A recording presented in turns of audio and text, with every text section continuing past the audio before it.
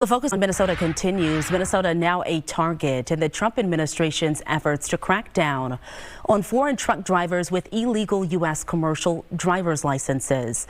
U.S. Transportation Secretary Sean Duffy also calling out CDL trading providers. Fox 9's Karen Scullen has more on what all of this means tonight. So Karen, what does the administration mean if we take a step back really quickly? What do they mean when they say illegal U.S. commercial driver's licenses?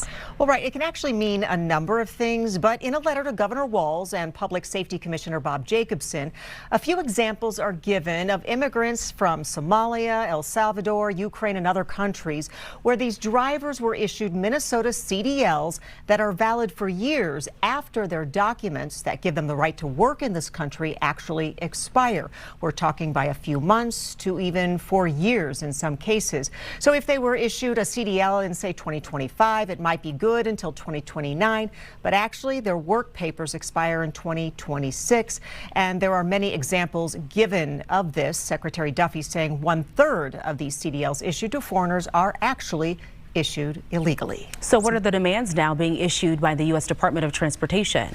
Right. Basically, Minnesota is being given 30 days to comply, meaning revoke the illegal licenses and comply with everything, or federal highway funding to the tune of $30 million will be revoked. Obviously, a lot of money here at stake. And we did just get a statement from DVS. We'll hold off on just a minute for that one, but I did get a statement from DVS, the Department of Vehicle Services, saying a lot of this didn't seem to surprise them. They had actually already done their own audit of the system on these CDLs. They had already identified that some of them, due to a clerical error or some sort of error, were issued illegally, and they have already been fixing these issues. They do contest some of the claims by the feds and when it comes to these CDLs that were issued. It also says moving forward as required by the U.S. Department of Transportation, DVS has immediately paused issuing these non-domiciled CDLs. We have already begun an additional internal review and will submit an action plan to the feds. So that's what they're saying. Also, we had this statement come in, the chair of Minnesota's Transportation Committee saying it is alarming that the Walz administration has put Minnesotans at risk by issuing CDLs to people who aren't eligible. It has failed at one of the most basic and core functions of government. His administration's sloppy governance has put Minnesotans and trucking businesses at risk, and now over $30 million in federal highway funding.